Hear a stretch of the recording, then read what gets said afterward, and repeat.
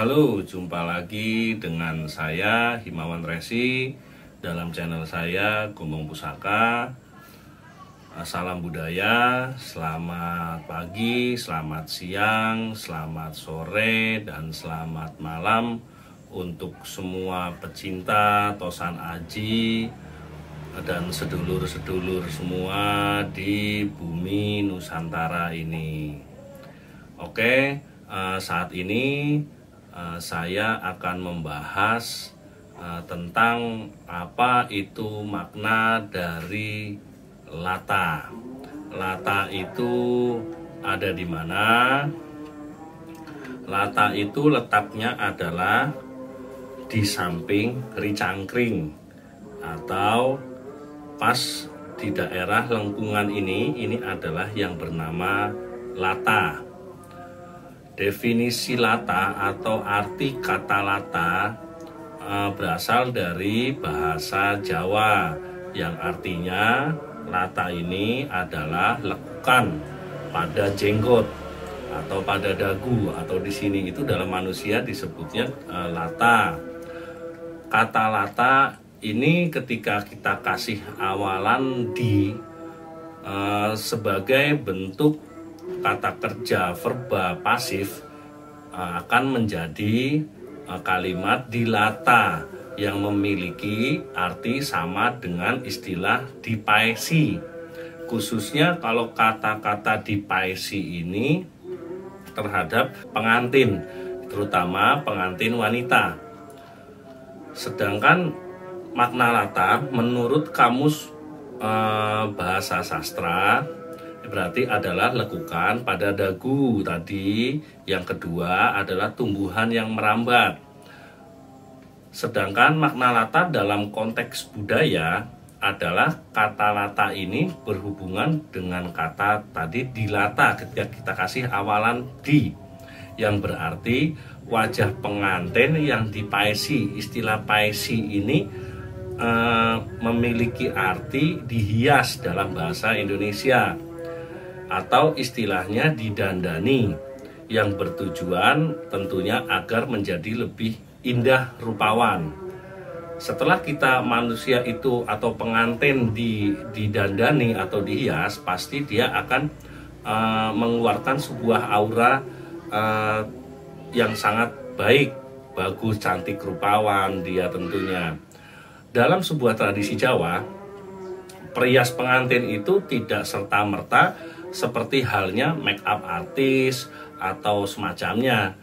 Perias pengantin lebih memiliki posisi yang cukup istimewa karena memang ada beberapa ritual yang harus dijalani oleh mereka sebagai seorang pemais atau seorang perias pengantin di dalam budaya Jawa.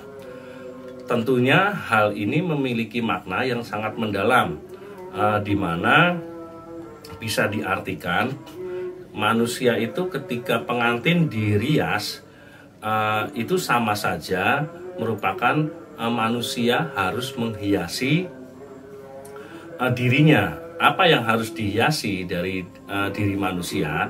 Yang pertama adalah budi luhur, yang kedua adalah dia budi pekerti, yang ketiga adalah yang harus dihias dari manusia adalah etika.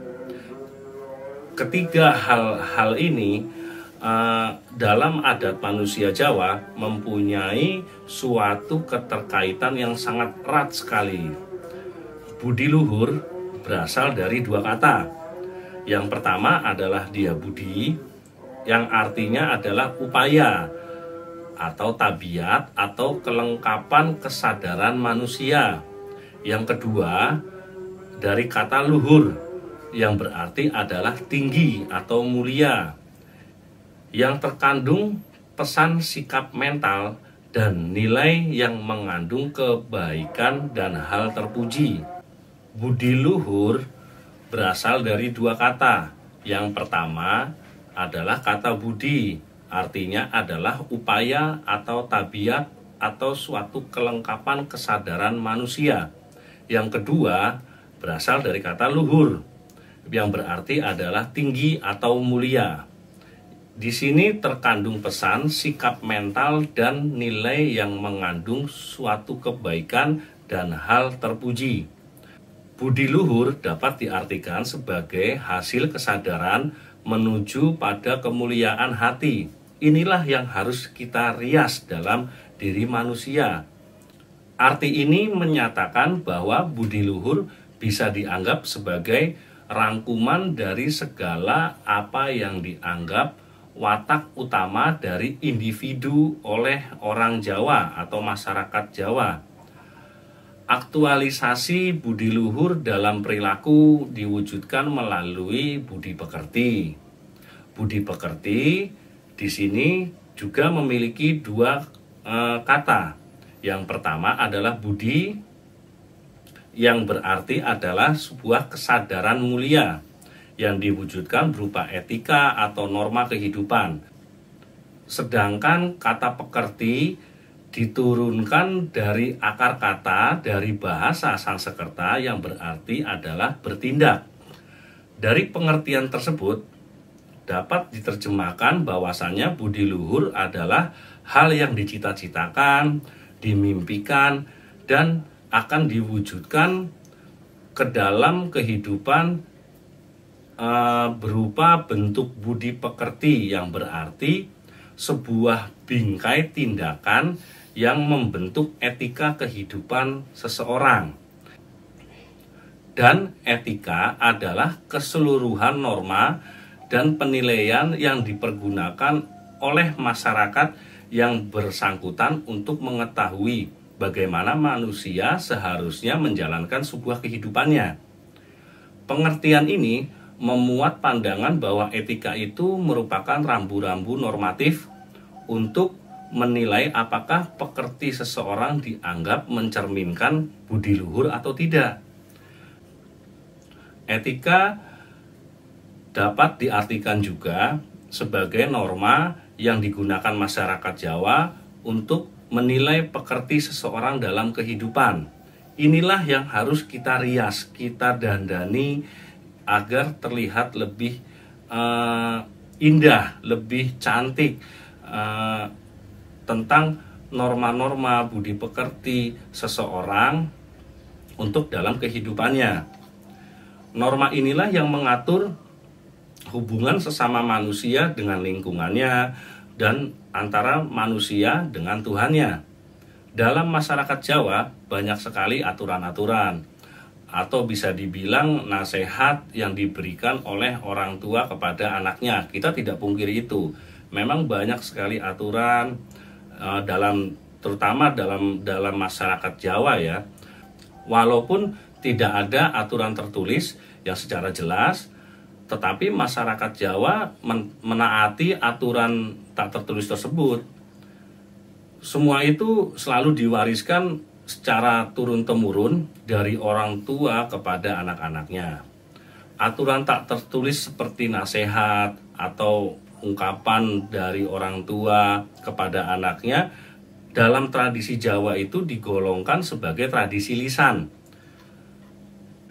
Dalam masyarakat Jawa, tradisi lisan merupakan kebiasaan yang sering dilakukan oleh masyarakat dengan cara menyalurkannya secara lisan atau hanya diucapkan saja.